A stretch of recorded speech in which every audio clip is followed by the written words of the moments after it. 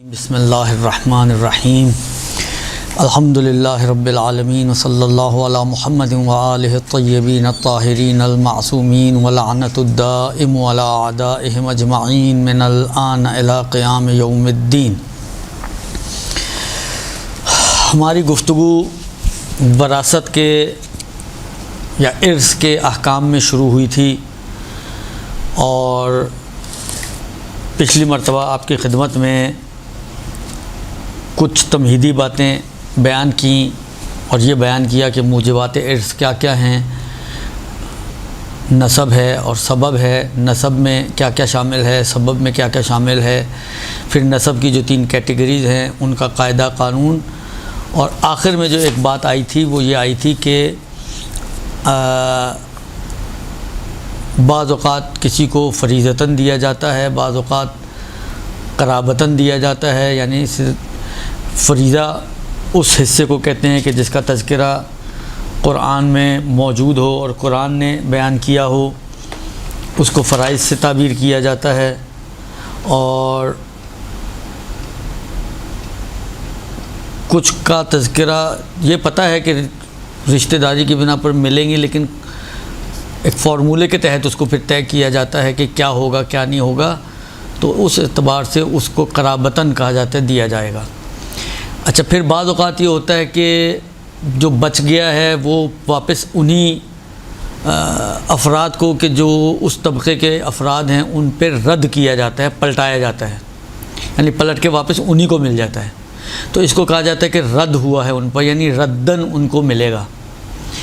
तो मैं आपकी खिदमत में आज थोड़ा सा मज़ीद इसी बात को वजाहत करना चाहूँगा इस बोर्ड की मदद से, ताकि मैंने पहले भी अर्ज़ किया कि मसाइल बहुत टिपिकल हैं, टेक्निकल हैं, या उर्दू ज़बान में कहूँ तो टेढ़े हैं। सुनने से इंसान मानूस नहीं है,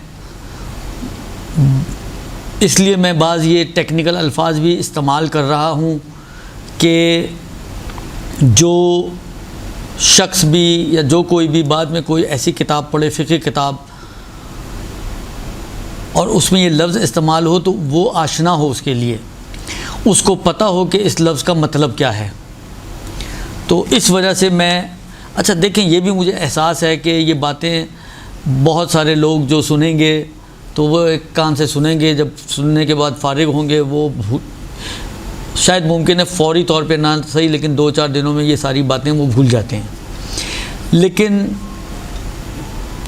क्योंकि इस्तिफ़ादा करने वाले अफराद की तादाद कम नहीं है, बाज़ तुल्लाब और बाज़ अफराद दूसरे भी हैं कि जो इन बातों से इस्तिफ़ादा करते हैं, तो मेरे मोरिद नज़र इस वक्त सिर्फ़ अवाम नहीं है, इसलिए मैं थोड़ा सा डिटेल में बातें आपकी खिदमत में पेश कर रहा हूँ, ताकि मजमूई एतबार से ये अवाम अगर सुने तो उसको भी फ़ायदा तो बहरहाल होगा, लेकिन अगर ख़वास सुने तो उनके लिए बहुत सारी बातें क्लियर हो जाएं और उनके लिए वरासत के अहकाम में हिसाब किताब बनाना, किसी को बताना कि जी आपको कितना मिलना है, कितना नहीं मिलना, क्या हिस्सा होगा। क्योंकि देखें, अवाम आम तौर पे मसला पूछती है, आगा साहब ये चीज़ें बताएं, किसको कितना हिस्सा मिलेगा, ये लोग हैं। अब उनको आप बोलें टेक्निकल बातें, उनको तो नहीं समझा सकते, उनको आपको कैलकुलेट करके बताना है जी इतना इसको, इतना इसको, इतना इसको, इतना इसको, इतना इसको। लिहाजा मैं इस वजह से आराम से भी चल रहा हूँ, इस्तिलाही बातें भी कर रहा हूँ। ये इस्तिलाही बातें नॉर्मली उन ख़वातीन और हज़रात के लिए हैं कि जो अहले मिंबर हैं, दर्स व तदरीस से जिनका ताल्लुक़ है, और बाकी जो बातें हैं जो इस्तिलाहात से हटकर हैं वो आम व ख़ास दोनों के लिए हैं कि उमूम भी उससे फ़ायदा हासिल कर सकता है और ख़ुसूस भी इनसे फ़ायदा ले सकता है। मैं एक दफ़ा फिर एक मतलब को आपके लिए दोबारा से जो अभी मैंने बयान किया है उसको थोड़ा सा रिपीट भी करना चाहूँगा, और वो मतलब ये है कि जो अफराद वरासत पाते हैं उनकी 2 किस्में हैं। कुछ वो अफराद हैं वरासत पाने वाले अफराद, इनके दो हिस्से हैं। कुछ जो हैं, कुछ के लिए कुरान ने हिस्सा तय किया है,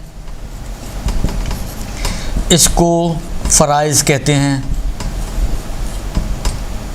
फरीज़ा की जम है।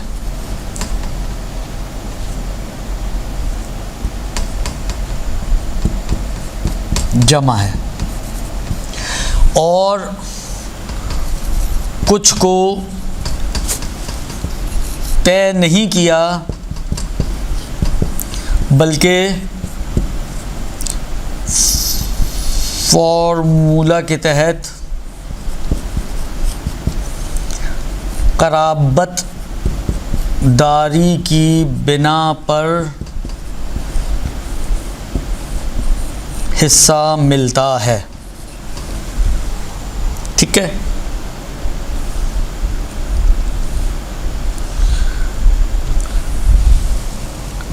इसको कहते हैं फरीज़तन हिस्सा मिला है, इसको कहते हैं क़राबतन हिस्सा मिला है। ये दो चीज़ें हो गई। अच्छा, अभी आज की गुफ्तगू में एक और बहस आएगी कि बाज़ औक़ात जो फ़रीज़े हम बनाते हैं, यानी जो ये वाले हिस्से हम होते हैं, जब हम माल तकसीम करने लगते हैं तो हम देखते हैं कि कुछ माल उससे तीन सूरतें बनेंगी ना, या माल पूरा होगा, या माल बच जाएगा, या माल कम पड़ेगा। तो जहाँ पे माल बचता है, मतलब फ़र्ज़ करें आपने जो हिस्से बनाते हैं फरीज़े के हिसाब से, वो कुछ बच गया उसमें से, तो जो बचा हुआ होता है, बचने की सूरत में माल इन्हीं बाज़ वारिसों को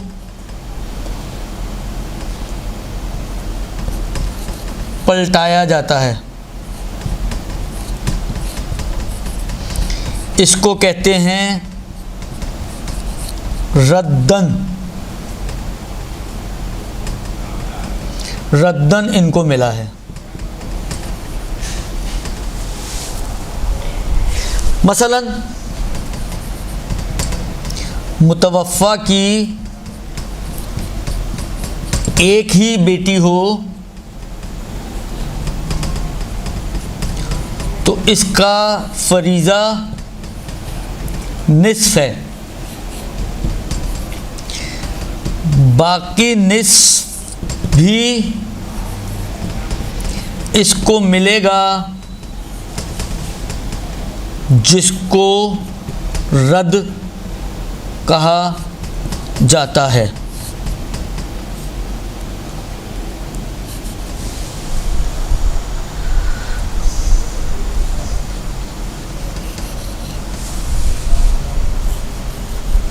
नतीजतन पूरा माल बेटी को मिलेगा, निस्फ यानी आधा फरीज़तन और निस्फ यानी बाकी आधा रद्दन। ये इस बात का नतीजा ये है, ये यहाँ से ब्रॉट फॉरवर्ड है। तो ये पूरे का अच्छा, अब आप कहें कि जी अच्छे से फ़र्क क्या पड़ता है कि पूरा उसको मिल गया, हमने कहा जी आधा उसको जो है वो जो मिला है वो मिला है उसकी बिना पर, फरीज़े की बिना पर, और आधा उसको जो मिला है वो मिला है रद्द की बिना पर। तो फ़र्क क्या पड़ता है इससे? देखिए, टेक्निकली कोई फ़र्क नहीं पड़ता। ये सिर्फ ये बताया गया कि इसका जो हिस्सा था हिस्से से ज़्यादा, यानी ये सिर्फ एक इंडिकेशन है इस बात की कि इसको विरासत जो है हिस्से से ज़्यादा मिली है, यानी शरई तौर पर ज़्यादा मिली है। यानी शरीयत ने ये काम कहा है तो वरासत इसको हिस्से से ज़्यादा मिली है। जो इसका तयशुदा हिस्सा था कुरान की नज़र में वो यही था, आधा। लेकिन क्योंकि कोई और वारिस इसके लेवल में मौजूद नहीं है, लिहाजा जो एक्सेस इसको मिलेगा वो इसको रद्दन मिल रहा है, तो पूरे का पूरा माल इस बेटी को मिल जाएगा। अच्छा, अगर यही सूरत हाल ऐसी हो कि एक ही बेटा हो, सिर्फ बेटी कोई ना हो, तो बेटा एक हो या एक से ज़्यादा हो, बेटों के लिए फरीज़ा कोई बयान नहीं हुआ कुरान में। लिहाजा बेटे हमेशा कराबत की वजह से पाते हैं, लिहाजा पूरा माल बेटे को मिल जाएगा, लेकिन यहाँ पे कराबतन मिलेगा। देखिए तीनों बातें आ गई। बेटी को आधा माल जो मिल रहा है वो फरीज़तन मिल रहा है, जो कुरान ने उसके लिए तय किया कोई और वारिस ना होने की वजह से। बेटी को बाकी आधा जो मिल रहा है वो रद्दन मिल रहा है। और अगर बेटी के बजाय बेटा हो और कोई और वारिस ना हो तो पूरे का पूरा माल बेटे को मिलेगा, लेकिन पूरे का पूरा माल कराबतन मिलेगा। यानी कराबतदारी की बिना पर, यानी फार्मूला जो शरीयत ने दिया है वो यही दिया है। उस फार्मूले के तहत अगर कोई इकलौता बेटा मौजूद है या मुताद्दिद बेटे हैं तो सारे बेटों में मुसावी तौर पे तकसीम हो जाएगा। फ़र्ज़ करें 4 बेटे हैं तो चारों को पाव पाव मिल जाएगा, यानी 25% ईच हर बेटे को मिलेगा। और ये कराबतन मिल रहा है, इसमें कोई फरीदा रद्द वद कुछ नहीं है। तो ये इस तरीके से, ये जो मैंने शुरू में बात की उसकी तीनों की मिसालें आपकी खिदमत में मैंने बयान कर दी कि रद्दन, फरीज़तन और कराबतन। ये थोड़ी सी रिपीटिशन थी और थोड़ा सा मतलब नया भी था बहरहाल, लेकिन ये शायद थोड़े से ज़्यादा ही रिपीटिशन थी पिछले, मतलब कि बोर्ड की वजह से मैंने रिपीट किया ताकि अच्छे तरीके से आपके समझ में आ जाए।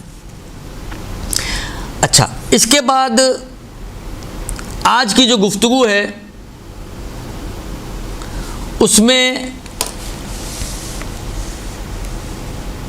ये बयान करना चाहते हैं सबसे पहले। अच्छा, एक बात मैं और भी बयान कर दूं, क्योंकि ये इसमें इस्तेमाल हुआ है ये लफ्ज़, तो इसलिए मैं पहले इसको बयान कर दूं ताकि ये बात हमारे लिए क्लियर हो जाए कि अगला जो मसला हम पढ़ें तो उसको फिर आसानी से आपकी समझ में आ जाए। तो ये एक चार्ट मैंने आपकी खिदमत में बयान कर दिया, इसको उम्मीद है कि आपने नोट कर लिया होगा।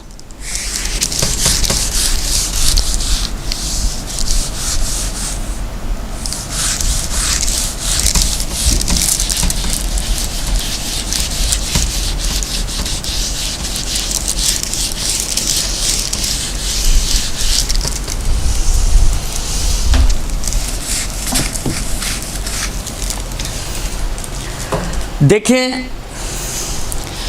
अभी आगे जो हम मसले भी पढ़ेंगे उसमें एक मतलब आएगा कि बाज़ औलादें ऐसी हैं जो माँ बाप वाली हैं, अबवैन वाली हैं। बाज़ औलादें ऐसी हैं कि जो सिर्फ़ बाप वाली हैं, और बाज़ औलादें ऐसी हैं जो सिर्फ़ माँ वाली हैं। इसका मतलब क्या है और इसका क्राइटेरिया क्या है?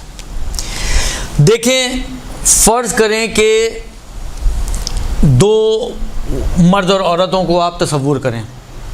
मतलब फ़र्ज़ करें ज़ैद और हिंद, ये 2 अफराद हैं, एक लड़का एक लड़की। इन्होंने आपस में शादी की, तो इनकी शादी के नतीजे में फ़र्ज़ करें इनके 2 बच्चे हुए, एक लड़का एक लड़की। लड़के का नाम बाक़िर और लड़की का नाम मसलन ज़ैनब। ठीक है। अच्छा, ये दोनों आपस में बहन भाई हैं और इनकी औलादें हैं। इनकी निस्बत देखें तो ये ऐसी औलादें हैं इनकी कि जो माँ बाप में कॉमन है, यानी दोनों के माँ भी एक है बाप भी एक है। बहन भाइयों के हिसाब से देखें तो ये दोनों आपस में ऐसे बहन भाई हैं जो, मतलब ये बाक़िर इसका भाई है और ऐसा भाई है कि जो इसके साथ माँ बाप दोनों में शरीक है। ठीक है, तो इनको कहते हैं अबवैनी।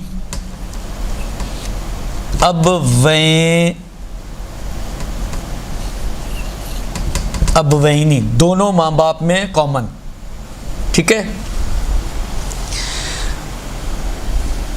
फ़र्ज़ करें हिंद का इंतकाल हो गया, ज़ैद ने, इसी ज़ैद ने, अगला सिनेरियो, ये एक दूसरा सिनेरियो। फ़र्ज़ करें कि हिंद का इंतकाल हो गया, ज़ैद ने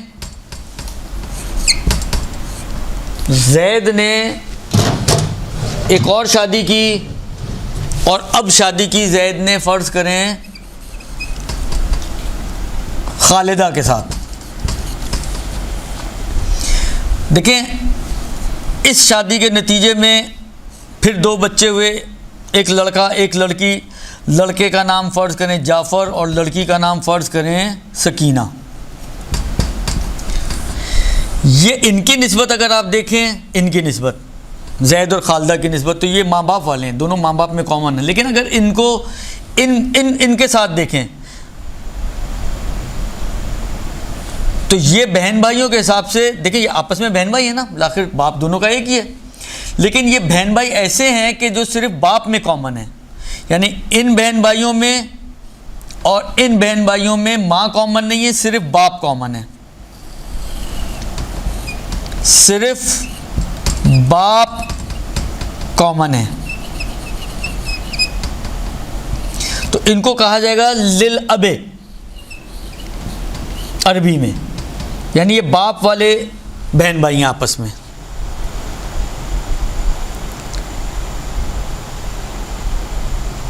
ये बाप वाले बहन भाई हैं। अब फ़र्ज़ करें कि हिंद का नहीं बल्कि जैद का इंतकाल हो गया और या तलाक हो गई, तो हिंद ने शादी की, तीसरा सिनेरियो, हिंद ने शादी की किससे? मसलन काजिम से। अब जो इनकी शादी से फिर 2 बच्चे हुए, ये 2 बच्चे खुशहाल घराना की पॉलिसी पर जो खिलाफ इस्लाम है अमल कर रहे हैं। फ़र्ज़ करें एक बच्चे का नाम जो था वो रज़ा था और बेटी का नाम जो था वो बतूल था। अच्छा, अब इनको आपस में देखें,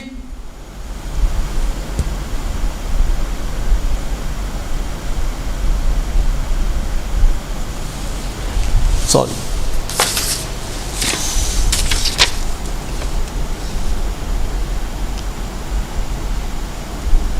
हाँ, इनको आपस में देखें तो इनमें कोई चीज़ कॉमन नहीं है। लेकिन इसको इनके साथ मिलाएंगे आप, ये, तो इस हिसाब से अगर आप देखेंगे तो क्या हो जाएगा? ये माँ में कॉमन है, इधर भी माँ हिंद है, इधर भी माँ हिंद है,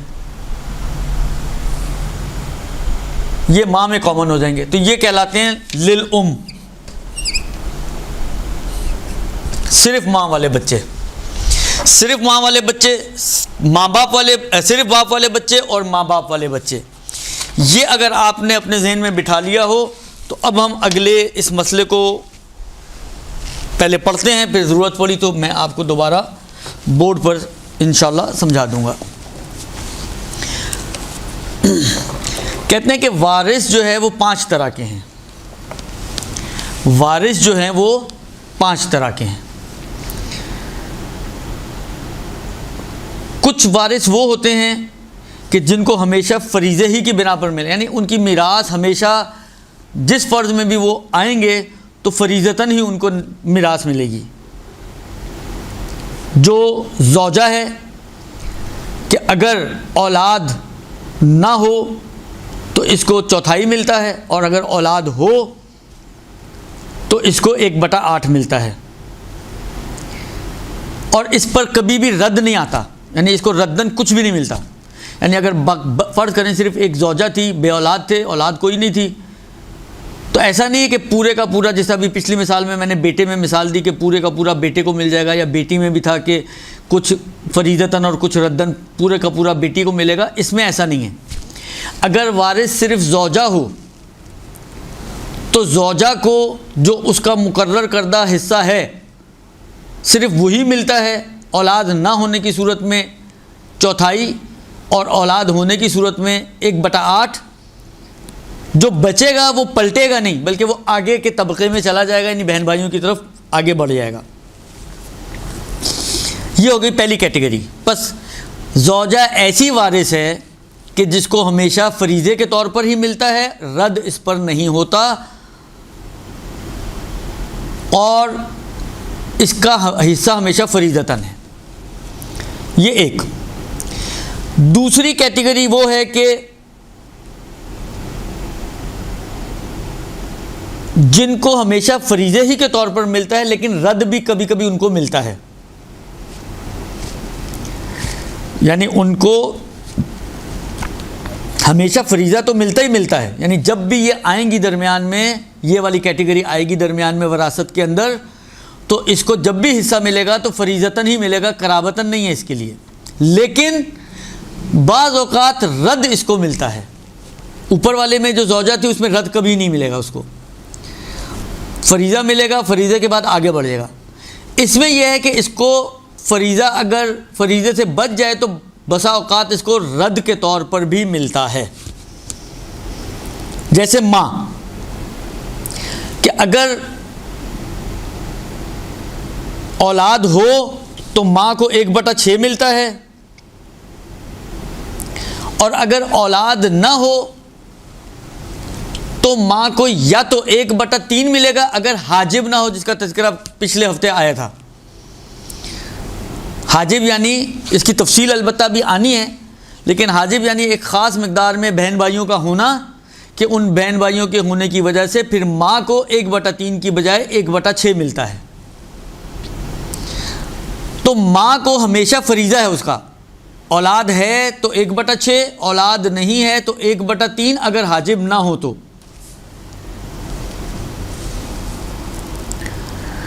और फिर अगर बाज़ औक़ात इस फ़र्ज़ से बच जाए तो उसको रद्दन भी मिलता है। दुरुस्त, ये एक मिसाल। दूसरी मिसाल शौहर की है। इसको हमेशा जो मिलेगा 1/, औलाद होने की सूरत में 1/4 और औलाद ना होने की सूरत में निस्फ़। शौहर को औलाद होने की सूरत में 1/4 और औलाद ना होने की सूरत में निस्फ़ मिलता है, मगर ये दोनों फरीज़े के तौर पे मिलेंगे। और अगर कोई और वारिस ना हो सिवाय इमाम के तो इसको रद्द इसको मिलता है, ज़ौज को रद्द मिलता है, शौहर को रद्दन मिलता है। बीवी को रद्दन कभी नहीं मिलता, लेकिन शौहर को उसका हिस्सा देने के बाद अगर बच जाए और कोई और वारिस उस लेवल में मौजूद ना हो, पहले लेवल में, दूसरे लेवल में, तीसरे लेवल में, यानी और कोई वारिस हो ही नहीं सिवाय इमाम के, तो फिर इमाम को देने के बजाय पलट के सारा माल बाकी का जो है हिस्सा देने के बाद जो बचेगा वो शौहर ही को दिया जाएगा। बस जिनको हमेशा फरीज़े के तौर पर मिलता है लेकिन कभी कभी रद्दन भी मिलता है, उसकी दो मिसालें आपकी खिदमत में पेश की, माँ की और शौहर की। ये हो गई दो कैटेगरीज वारिसों की। पहली कैटेगरी जिसको सिर्फ रद्दन मिलता है, माज़रत, पहली कैटेगरी जिसको सिर्फ फरीज़तन मिलता है, रद्द नहीं मिलता, जैसे बीवी।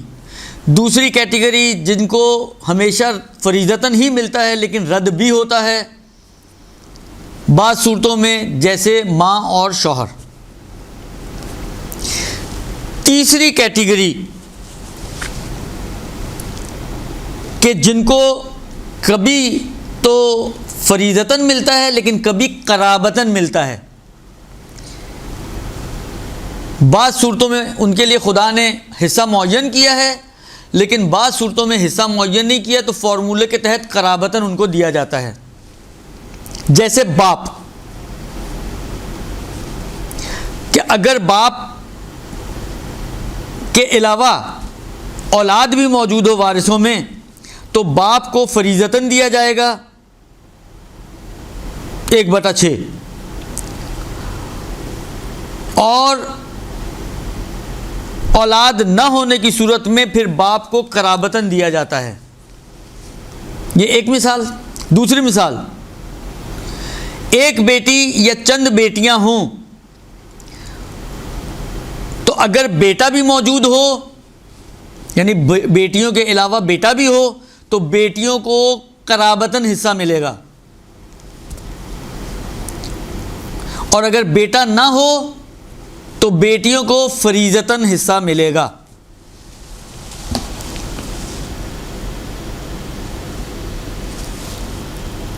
अगर आप कहें तो मैं इसको थोड़ा सा चार्ट की शक्ल में अगर बयान कर दूं तो शायद बेहतर होगा।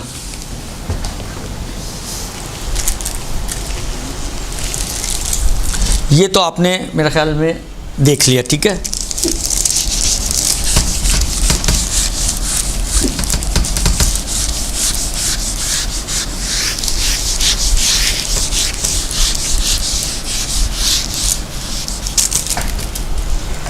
देखें, बेटी अगर एक हो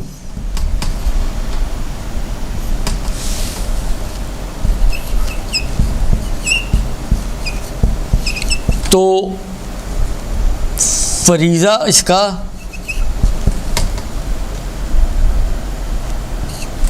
निस्फ है, और दो या दो से ज़्यादा हूँ तो फरीज़ा 2/3 है, ठीक है।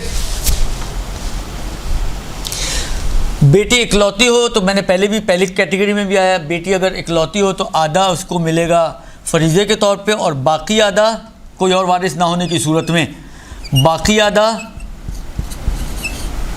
रद्दन मिलेगा, जो पहली कैटेगरी में आया, ठीक है।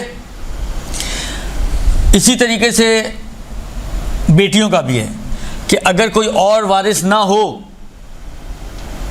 पहले तबके में, सिवाय बेटियों के, माँ बाप भी नहीं है, बेटा भी नहीं, सिर्फ 2 या 3 बेटियां हैं, तो इनको 2/3 फरीज़तन मिलेगा और 1/3 इनको रद्दन मिलेगा, ठीक है। तो बेटियों को अगर उनके साथ भाई ना हो तो फरीज़तन और रद्दन मिलता है। ये जो भी तीसरी कैटेगरी बना रहे हैं, अगर भाई ना हो तो ये है, लेकिन अगर इन बेटियों के साथ भाई भी हों, बेटियां प्लस बेटे दोनों हों, फर्ज करें एक बेटी एक बेटा, एक बेटी और एक ही बेटा, ऐसा नहीं है कि एक बेटी हो तो ये एक बेटी वाला हिस्सा इसको दिया जाएगा। इस सूरत में इसके लिए बेटी के लिए कोई हिस्सा कुरान ने तय नहीं किया, दुरुस्त। तो अगर बेटा भी मौजूद है तो जितनी भी विरासत है उसके 3 हिस्से होंगे, 2 बेटे को और 1 बेटी को दिया जाएगा। 1:2 के रेशो से 1 हिस्सा बेटी को, 2 हिस्सा बेटियों को, बेटों को, 1-1 हैं। तो अब देखें, इकलौती होती, बेटा ना होता तो इसको पूरा मिलना था, आधा फरीज़तन और आधा रद्दन, लेकिन क्योंकि बेटे मौजूद हैं तो अब इसको फरीज़ा जो उसका इकलौते होने की सूरत में था उससे भी कम मिल रहा है। फ़र्ज़ करें अगर 9 रुपये हों तो 9 रुपये का आधा 4.5 रुपये बनते हैं, लेकिन 9 रुपये का 1/3 3 रुपये बनते हैं, तो कम मिल रहा है इसको। तो इस सूरत में जब इसके साथ भाई भी मौजूद हों तो इस सूरत में इसको कराबतन मिलेगा, फरीज़तन इसका कोई फरीज़ा है ही नहीं, ठीक है। तो बेटी को भी कराबतन और बेटे को भी कराबतन, ये क्या कहते हैं, तीसरी कैटेगरी हो गई। बस यहाँ पर बेटी उन अफराद में से है कि जो कभी फरीज़तन लेती है जब बेटे ना हो साथ, और कभी कराबतन लेती है जब साथ बेटे भी मौजूद हों।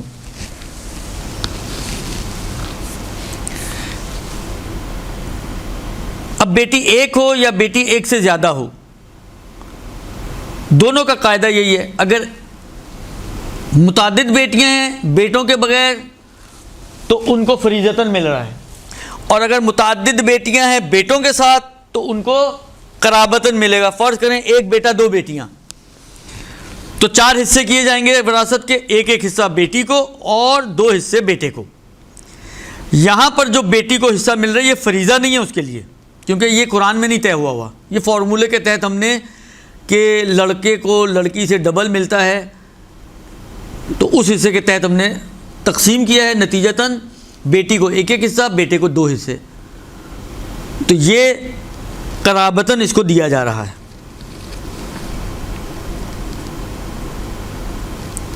इसी तरीके से अगर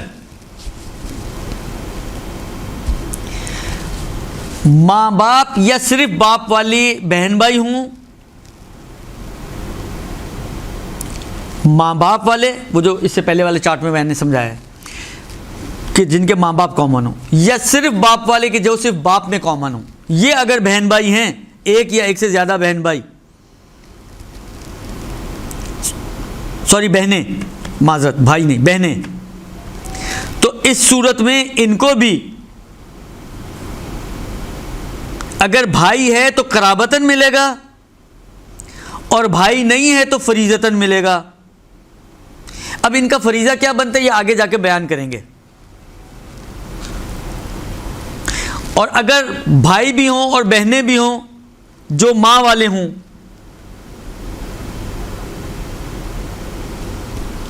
तो अगर सिर्फ माँ वाली यानी जो माँ में कॉमन बहन भाई हैं वो हैं तो इनको फरीजे के तौर पे मिलता है।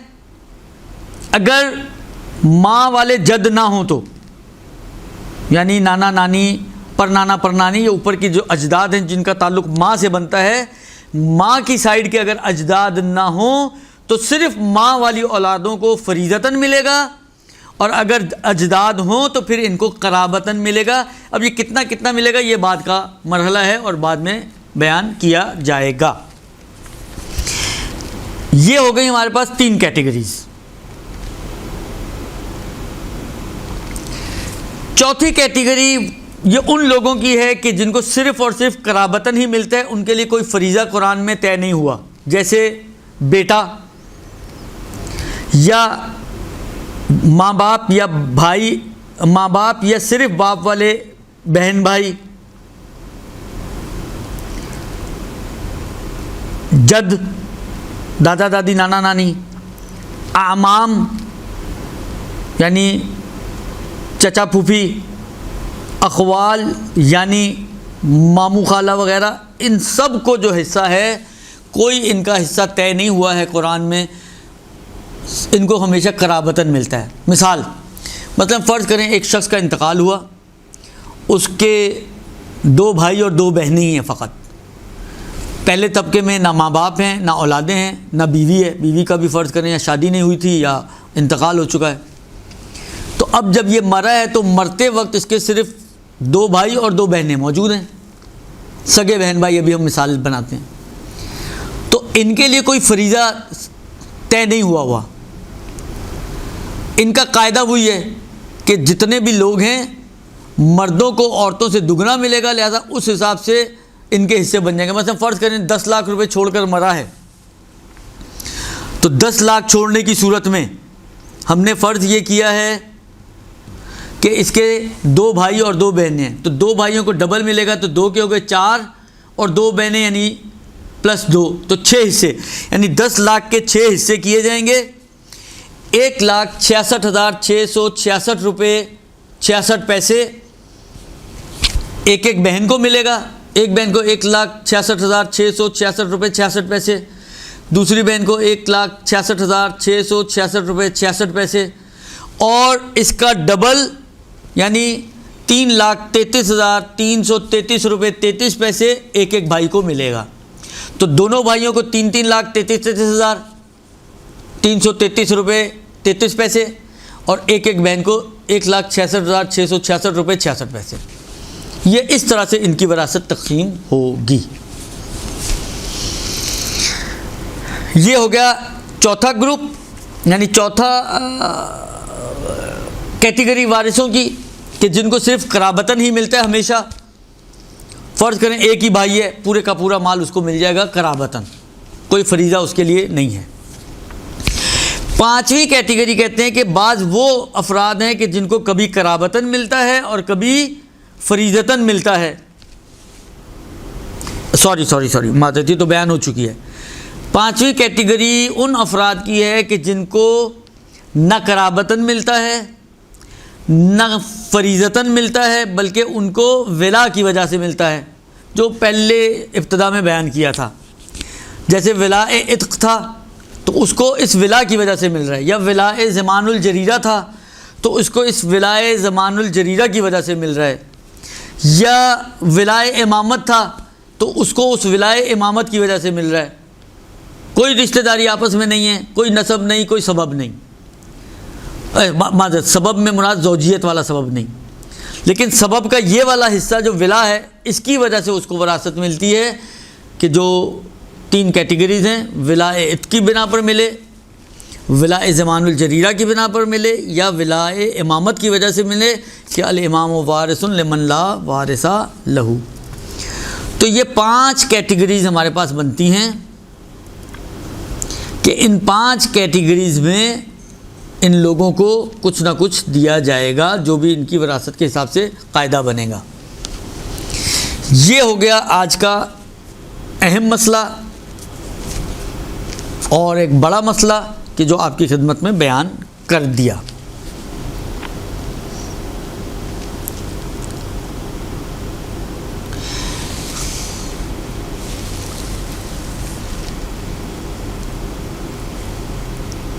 अब यहाँ से एक और मसला आपकी खिदमत में अर्ज़ करना चाहूँगा। देखिए, ये सारी बातें अभी तमहीद हो रही है, तमहीद बन रही है वरासत के अहकाम के लिए। हिस्से कितने बनते हैं, कैसे बनते हैं, क्या बनते हैं, वो फिर बाद का मसला है। इस मसले में हमने क्या कहा? हमने कहा कि फ़राइज़ उस हिस्से को कहा जाता है कि जो कुरान ने तय किया है किसी वारिस के लिए। तो वो हिस्से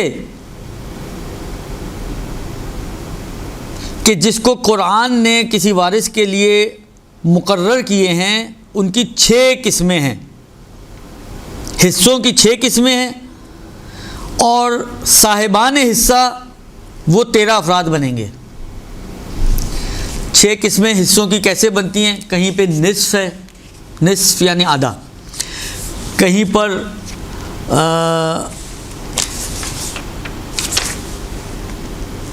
रुब है, रुब यानी चौथाई, कहीं पर सुमुन है, सुमुन यानी 1/8। ये हिस्से हैं। आधा हिस्सा, चौथाई हिस्सा माल का, माल का 8वां हिस्सा, 3 हो गए।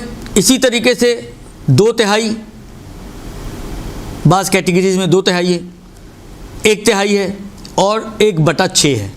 तो ये 6 हिस्से हो गए, यानी 6 हिस्सों का तज़किरा कुरान में आया है।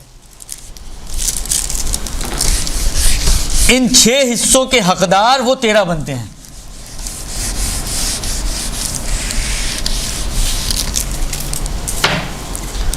फ़राइज़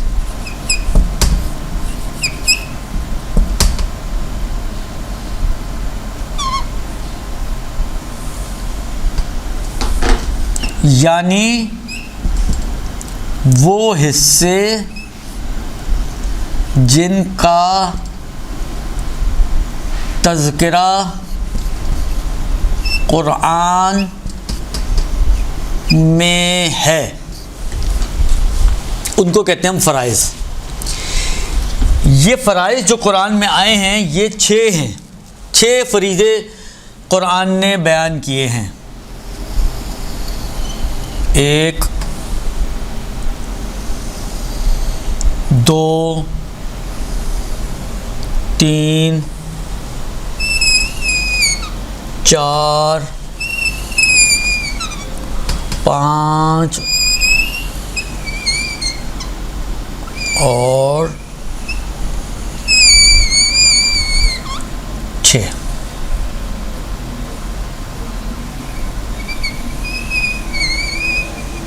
ठीक है जी। निस्फ यानी आधा,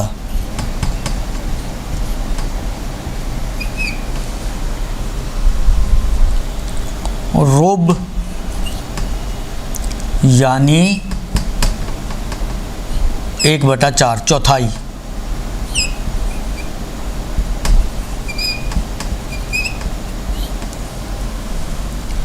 सुमुन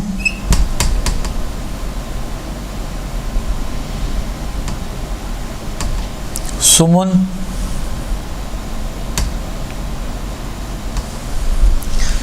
यानी 1/8। 8वां हिस्सा।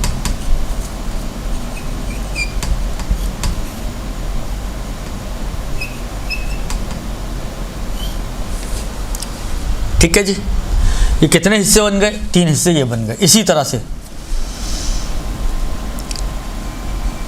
सुलुसान यानी 2/3, 2/3। सुलुस यानी 1/3, 1/3।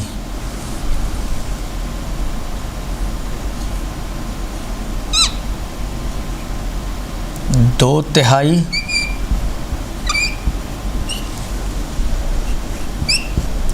1/3। और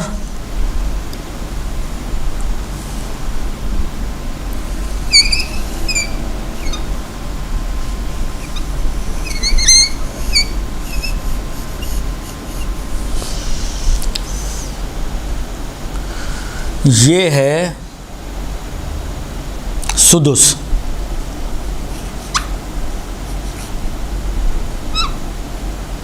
सुदुस यानी 1/6 यानी छठा हिस्सा, छठा हिस्सा। ठीक है जी।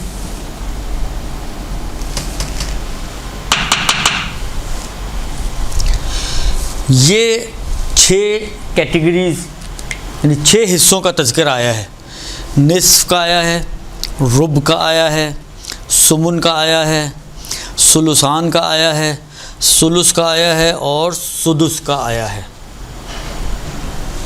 ये 6 हिस्से कुरान ने तज़किरा किए हैं।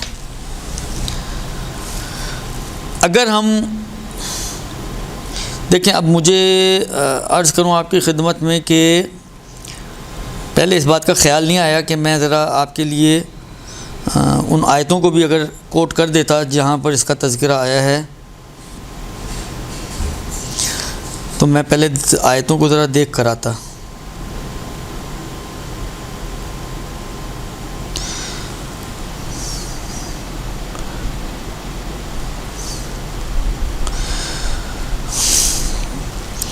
मसलन अगर आप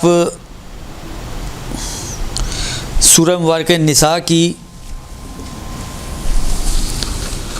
आयत नंबर अल्लाह ने की आपको 11 को देखें तो उसमें काफ़ी तज़किरा है इसका। मसलन मैं आयत पढ़ता हूँ, बिस्मिल्लाहिर्रहमानिर्रहीम। यूसीकुमुल्लाहु फ़ी औलादिकुम, खुदा तुम्हारी औलाद के बारे में तुम्हें ये वसीयत करता है कि लिज़्ज़कर मिस्लो हज़्ज़िल उन्सियैन के मुज़क्कर को मुअन्नस के 2 बराबर दिया जाए। फ़इन कुन्ना निसाअन फ़ौक़स्नतैन, अगर 2 से ज़्यादा हों, फ़लहुन्ना सुलसा मा तरका। देखें, फ़लहुन्ना तो इन 2 से ज़्यादा औलादों को, बेटियों को सुलसा मा तरका, जो भी वो तर्क करके जाएगा यानी उसका जो मालो असबाब है उसका 2/3 दिया जाएगा। ये 2/3 का आ गया 1। व इनकानत वाहिदतन फ़लहा अन्निस्फ़, और अगर एक ही बेटी है तो उसके लिए निस्फ़ होगा यानी आधा। देखें, निस्फ़ का तज़किरा भी आ गया ये सूरह मुबारक निसा की आयत नंबर 11 में। निस्फ़ का भी आ गया निसा 11, सूरह निसा आयत नंबर 11, और 2/3 का भी आ गया निसा 11 में। ठीक है जी, ये 2 तज़किरे हो गए। कराबत का फ़ॉर्मूला भी बता दिया, जो मैं बार बार कह रहा हूँ कि जिनको कराबतन मिलता है उनको फ़ॉर्मूले के तहत मिलता है। वो फ़ॉर्मूला ये है कि मुज़क्कर को मुअन्नस से डबल मिले। इसके बाद कुरान कहता है वले अबवई है लिकुल्ल वाहिदिन मिनहुमा सुदुस, और मरने वाले में के माँ बाप में से हर एक के लिए 1/6 सुदुस, ये रहा सुदुस। इसका भी तज़किरा सूरह निसा में आ गया, निसा की आयत नंबर 11 में सॉरी। ठीक है, मिम्मा तरका, उस माल का कि जो वो छोड़ के जा रहा है। इन कान लहू वलदुन, अगर वालदैन के लिए और मरने वाले के लिए औलाद है तो वालदैन को 1/6 मिलेगा। फ़इन लम यकुन लहू वलदुन व वरिसहु अबवाहु फल उम्मिही सुलुस इन कान लहू इख़वतुन।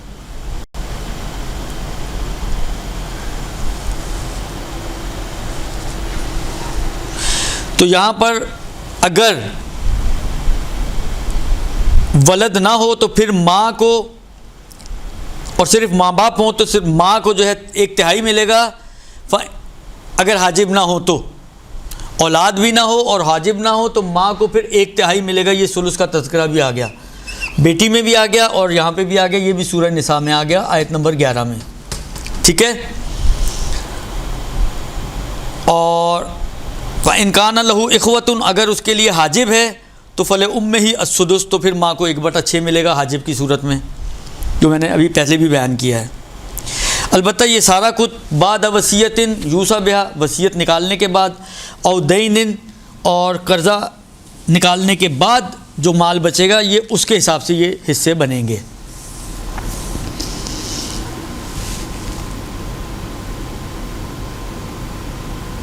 खूब। इसके बाद अगर हम सूरह मुबारक निसा ही की क्या कहते हैं एक और आयत की तरफ चलें,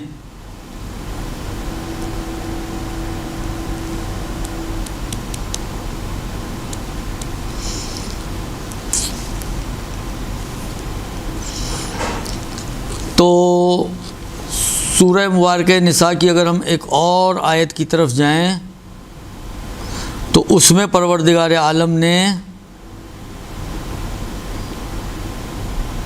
क्या इरशाद फरमाया। उसमें फरमाता है आयत नंबर 12 में कि वलकुम निस्फ़ु मा तरक अज़वाजुकुम इन लम यकुन लहुन्ना वलदुन, अगर बीवी का इंतकाल होता है तो अगर उसकी औलाद नहीं थी अगर आप लोगों की, तो फिर आधा माल तुम्हारे लिए यानी शौहर के लिए। तो फिर अगेन निस्फ़ का तज़किरा आ गया, ये इस आयत नंबर 12 में है।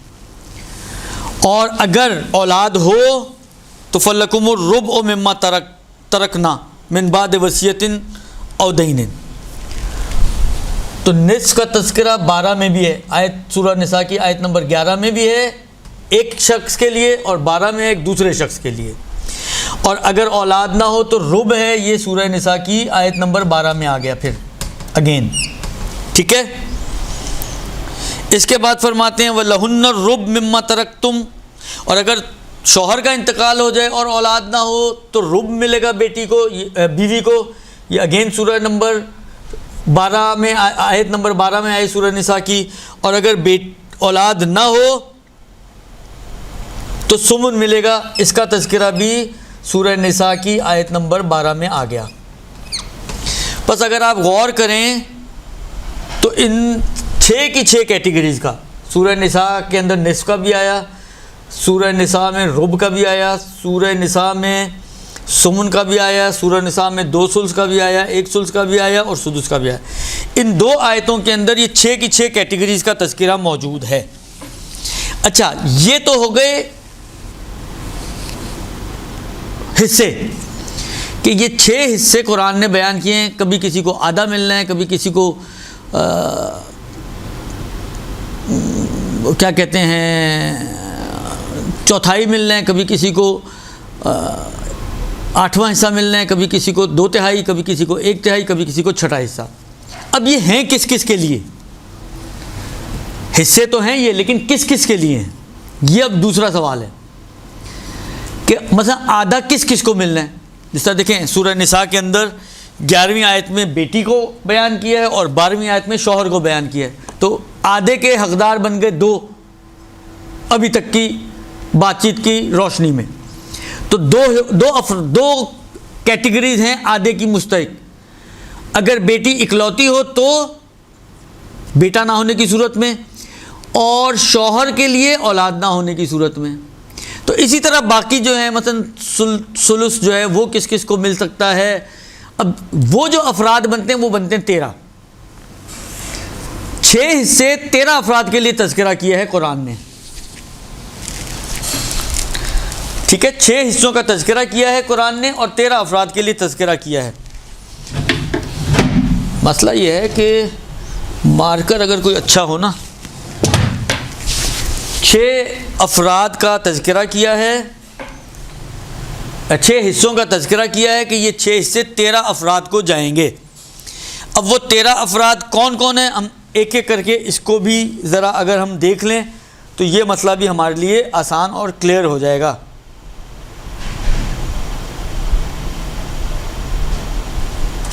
ये हम निस्फ जो है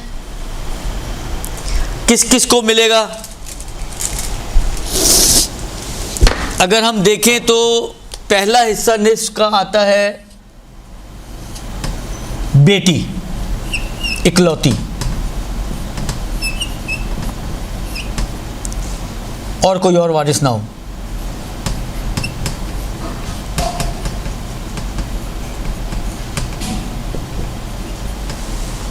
ये हो गया एक।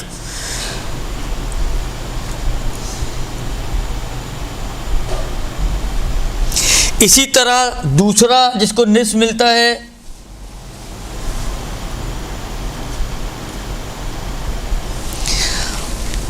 इकलौती बहन,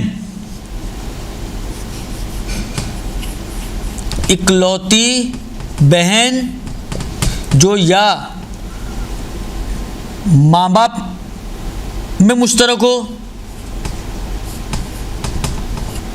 या फ़कत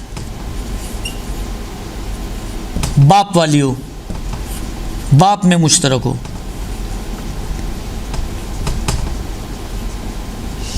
तो इसको भी कोई और वारिस ना होने की सूरत में आधा मिलेगा फरीज़े के तौर पर। हाँ, अभी फरीज़े की बात चल रही है, ये बात ज़हन में रखें। अभी हम फ़राइज़ की बात कर रहे हैं कि इनके लिए जो फरीज़ा तय किया है शरीयत ने, दोनों के लिए इकलौता होने की सूरत में आधा आधा है। ये 2 हो गए।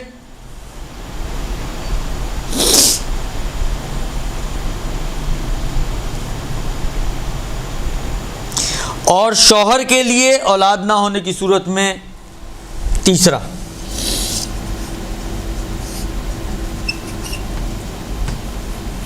शौहर औलाद ना होने की सूरत में, दुरुस्त। ये निस्फ 3 अफराद के लिए कुरान ने तज़किरा किया है कि इसको भी निस्फ दिया जाएगा, इसको भी निस्फ दिया जाएगा, इसको भी निस्फ दिया जाएगा अपने अपनी कंडीशंस के हिसाब से। तो निस्फ की हो गई 3 कैटेगरीज।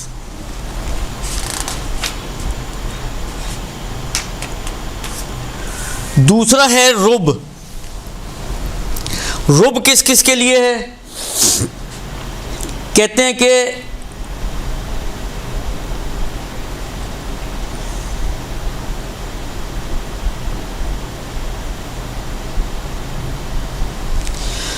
निस्फ दो अफराद के लिए है। निस्फ रुब, सॉरी, निस्फ तो 3 अफराद के लिए हो गया, रुब 2 के लिए। इसको मैं ऊपर लेके जा रहा हूं। अगला जो हिस्सा है वो है रुब। रुब इन्होंने कहा कि जी 2 अफराद को रुब मिलेगा, यानी 2 का तज़किरा मौजूद है। जो अभी हमने आयत भी पढ़ी उस आयत में मौजूद था कि एक मर्तबा रुब मिलता है बीवी को जब औलाद ना हो, तो औलाद ना होने की सूरत में बीवी का हिस्सा रुब है, और औलाद होने की सूरत में शौहर का हिस्सा रुब है। यानी रुब के मिसदाक 2 हैं, शौहर और बीवी, लेकिन कंडीशन दोनों की अलग अलग है। एक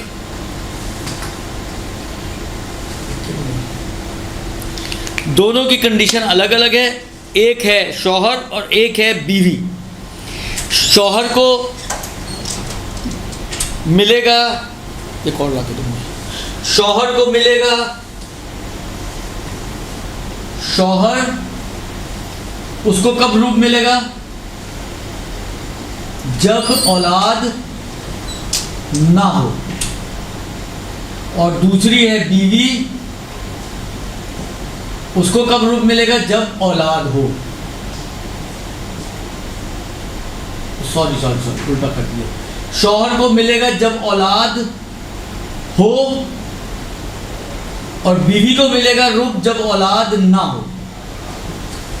मैं अगेन रिपीट कर रहा हूं, शौहर और बीवी दोनों के लिए रुब है, रुब यानी 1/4, लेकिन दोनों की शर्तें अलग अलग हैं। शौहर को उस सूरत में 1/4 दिया जाता है जब औलाद हो, तो औलाद होने की वजह से उसको 1/4 मिलेगा। लेकिन बीवी को 1/4 उस सूरत में दिया जाएगा जब उसकी औलाद ना हो। शायद औलाद ना हो यानी जब मरे हैं तो उस वक्त उसकी कोई औलाद नहीं थी, या थी ही नहीं, या हो के मर चुकी है। तो औलाद ना होने की सूरत में बीवी को 1/4 दिया जाएगा। बस रुब की 2 मिसालें हो गई, 2 मोरद हो गए। एक शौहर है जब औलाद साहिब औलाद हो, और एक बीवी है जब बेऔलाद हो या औलाद ही ना हो, मर चुकी हो। तो ये रुब की हमारे पास आ गई, मवारिद के रुब कहाँ कहाँ दिया जाएगा। तीसरा है सुमन, 8वां हिस्सा। ये सिर्फ एक मिसाल है इसकी, मोरद है इसकी, और वो है बीवी जब औलाद भी हो। क्योंकि औलाद ना हो तो बीवी को रुब मिलना है, लेकिन अगर औलाद है तो बीवी को 1/8 हिस्सा दिया जाएगा। अच्छा, ये इन्होंने क्योंकि यहीं पे बात की है, मैं एक इशारा ये भी कर दूं कि बीवी अगर इकलौती है तो पूरे का पूरा 1/8 उसको मिलेगा। बीवियां अगर दायमी बीवियां 2-3 हैं तो जितनी भी उस वक्त मौजूद हैं सब में ये 1/8 मुसावी तौर पे तकसीम कर दिया जाएगा। फ़र्ज़ करें 4 बीवियां हैं तो 1/8 मुसावी तौर पे फ़र्ज़ करें 80,000 उसने छोड़े, तो 80,000 का 1/8 10,000, 10,000 के 4 हिस्से बनाए तो 2,500 हर बीवी को दिया जाएगा। ये हो गया 1/8 का हिस्सा। बस निस्फ़ के 3, रुब के 2 और सुमन के 1 ही फ़र्द है और 1 ही मिसदाक है। ये हो गए आधी चीज़ें ये बयान कर दी निस्फ़ के हवाले से। अब आए 2/3 की तरफ। 2/3 ये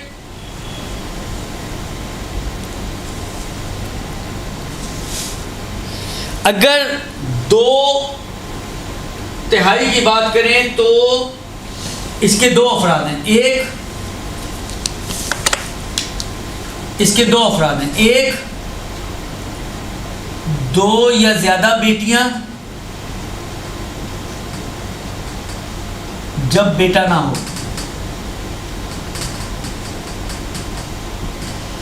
या 2 या ज़्यादा बहनें माँ बाप या बाप वाली।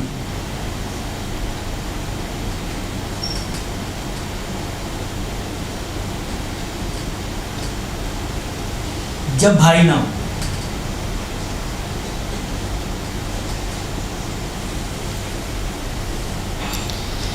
बस 2/3 बेटियों को मिलता है जब बेटा ना हो, या बहनों को मिलता है जब भाई ना हो।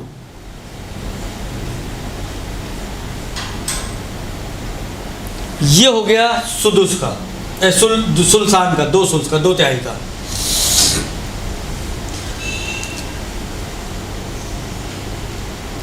एक तिहाई किसको मिलेगा?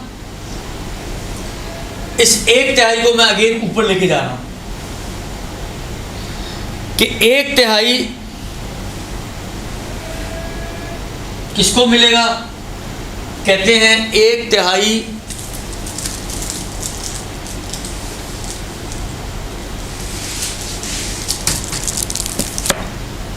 मां को मिलेगा, मां को मिलेगा अगर मरने वाले की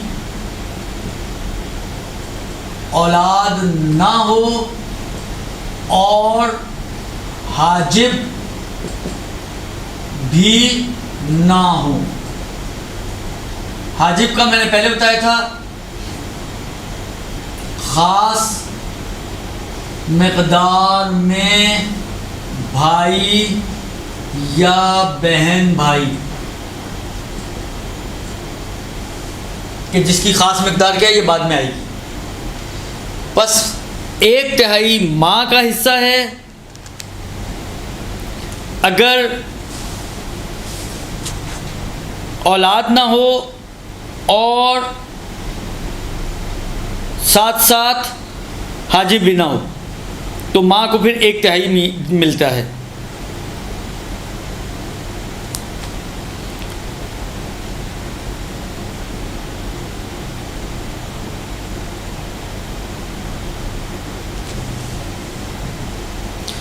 और एक और कैटेगरी जिसको 1/3 मिलता है, एक तो माँ हो गई और दूसरी जो है वो भाई है और बहन अगर माँ के साथ जमा हो जाएं।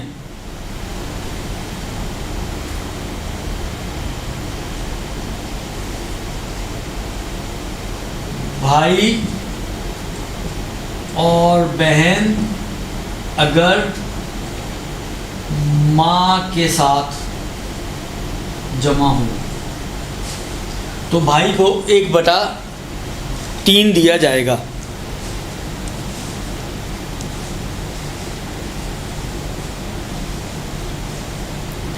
और 1/6 किसको दिया जाएगा, ये मैंने अभी आयत में भी हमने पढ़ा। औलाद होने की सूरत में, औलाद हो तो माँ बाप को 1/6 दिया जाएगा।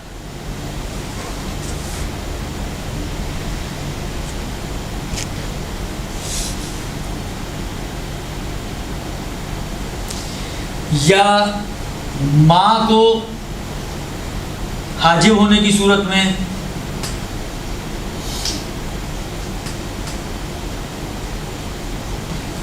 सुल्स मिलना चाहिए था, लेकिन सुल्स की बजाय फिर उसको 1/6 दिया जाता है अगर हाजिब हो तो।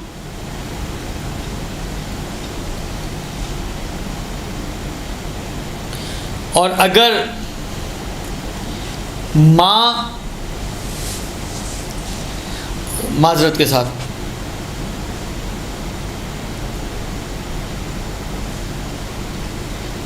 माँ की तरफ से अगर भाई हो और बहन हो, अगर एक ही भाई हो जो माँ की तरफ से हो और एक ही बहन हो, तो उस सूरत में भाई को भी सुदुस मिलेगा। तीसरी कैटेगरी फिर से रिपीट कर रहा हूं,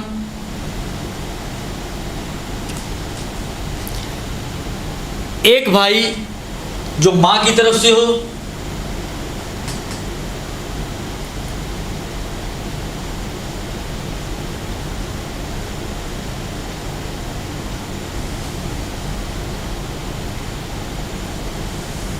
और एक बहन माँ की तरफ से।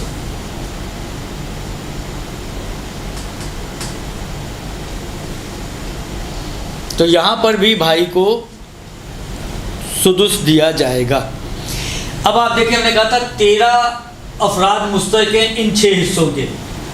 3, 4, 5, 6, 7, 8, 9, 10, 11, 12 और 13। ये 13 अफराद हो गए कि ये 13 के 13 अफराद वो हैं कि जो मुस्तहिक बनेंगे इन 6 हिस्सों के, जो आपकी खिदमत में अभी अर्ज़ किया। अच्छा, एक इश्तबा हो गया, उसको भी मैं ठीक कर दूं। एक इश्तबा हो गया, उसको भी मैं ठीक कर दूं। और वो इश्तबा ये हुआ है कि यहाँ पर भाई और बहन अगर माँ के साथ जमा ना हो, सॉरी, माँ की जाने वाले भाई बहन है यहाँ पर, वही जो नीचे आया ना वही वाला है। यहाँ पर भी ये थोड़ा सा गलत हो गया। 5वीं कैटेगरी में 1/3 भाई और बहन जो माँ के साथ हों और मुतअद्दिद हों, यानी एक एक ना हो। भाई और बहन अगर माँ वाले हों और मुतअद्दिद हों तो भाइयों को सुल्स मिलेगा इस तरीके से। तो ये क्या कहते हैं, एक तफसील आ गई उन अफराद की कि जिन अफराद के लिए कुरान ने फ़राइज़ का तज़किरा किया है। 13 अफराद के लिए फ़राइज़ का तज़किरा किया है और उनको जब हम देखते हैं तो वो फ़राइज़ ख़ुद 6 किस्में हैं जो तफसील से मैंने अभी आपकी खिदमत में बयान कर दिया है कि ये फ़राइज़ किस किस को कितना कितना मिलेगा। अच्छा, इसके अलावा बाकी जिसको भी मिल रहा है इनके अलावा, अच्छा इनमें से बाज़ ऐसे भी हैं जो पहले भी मसला गुजरा कि बाज़ को पलट के भी मिलता है, लेकिन इनके अलावा जिसको भी मिलेगा, देखें इसमें अगर आप गौर करें तो कहीं पे भी चचा, ताया, मामू, खाला, फूफी, इनकी औलादें, इनका कोई तज़किरा नहीं आया, लेकिन मिलता तो उनको भी है। तो उनको जो मिलेगा वो कराबतन मिलेगा, जो पीछे भी जब बात आई थी कि किस किस को कराबतन मिलता है, किस किस को फ़रीज़तन मिलता है, उसमें मैंने, अगर आपके जहन में हो, अब मुझे नहीं मालूम कि है या नहीं है, लेकिन ये पहले मतलब गुज़र चुका है कि जो कराबत वाले हैं वो कौन कौन हैं। जैसे अर्ज़ किया था कि जिनको कराबतन मिलता है वो बेटा है, भाई है जो माँ बाप या बाप वाले हैं, अजदाद हैं, चचा ताया हैं, फूफी है, मामू है, खाला है, ये सारे वो रिश्ते हैं या इनकी औलादें कि जिनको कराबत की बिना पर मिल रहा है। इनके लिए शरीयत ने कोई अलग से मक़दार को तय नहीं किया कि कितनी मक़दार में किसको दिया जाएगा, बल्कि जो भी माल होगा वसीयत और कर्ज़े वगैरह उतारने के बाद जो बचेगा वो फ़ॉर्मूले के तहत, मतलब फ़र्ज़ करें सिर्फ़ चचा और फूफी हो तो वही फार्मूला कि मुज़क्कर को 2, मुअन्नस को 1, नतीजतन चचा को जो है वो 2 हिस्से, पूरे माल के 3 हिस्से करके चचा को 2 हिस्से और फूफी को 1 हिस्सा दे दिया जाएगा। लेकिन ये जो सुल्स मिल रहा है फूफी को, लेकिन ये सुल्स ये फरीज़े वाला नहीं है, ये कराबतन मिल रहा है उसको, क्योंकि फ़राइज़ में कई फूफी का तज़किरा कुरान में मौजूद नहीं है कि फूफी को जी 1/3 दिया जाएगा। ये कभी 1/3 मिलेगा, कभी 1/3 से ज़्यादा मिलेगा। मतलब फ़र्ज़ करें कि अगर हमने अभी मिसाल दी 1 चचा और 1 फूफी हैं, अगर आप कहें जी 4 चचा और 4 ही फूफियाँ हों, 4 चचा ताया और 4 फूफियाँ, तो ऑटोमेटिकली पूरे विरासत की जो है 4 के 4 8 और 4 12 हिस्से हो जाएंगे। तो ये 1/3 नहीं बल्कि 1/12 एक फूफी को मिलेगा। पिछली मिसाल में 1/3 मिल रहा था, लेकिन इस मिसाल में 1/12। उसका कोई फ़िक्स हिस्सा शरीयत ने तय नहीं किया है, उसको कराबतन जैसे रिश्ते जितने पाए जाते होंगे उसके हिसाब से कराबतन उसको कुछ ना कुछ दिया जाएगा। ये क्या कहते हैं, फ़राइज़ के ज़ुमरे में चचा फूफी वगैरह शुमार नहीं होते हैं। ये यहाँ तक का मतलब अगर आप लोग अपने ज़हनों में रखें तो इंशाअल्लाह इस बात को, एक और मसला जो बनता है वो, क्योंकि थोड़ा तफसील तलब है इसलिए अभी मैं उसको शुरू नहीं कर सकता, क्योंकि मेरे पास वक्त सिर्फ 10 मिनट बचे हैं और इस 10 मिनट में वो मसला कतई तौर पे पूरा नहीं आएगा। तो इसलिए इंशाअल्लाह अज़ीज़ वो मसला आपकी खिदमत में अगले हफ्ते या अगली जो भी नशिस्त होगी उसमें आपकी खिदमत में पेश किया जाएगा। व आखिरुद दावाना अनिल हम्दुलिल्लाहि रब्बिल आलमीन व सल्लल्लाहु अला मुहम्मदिन व आलिहि ताहिरीन।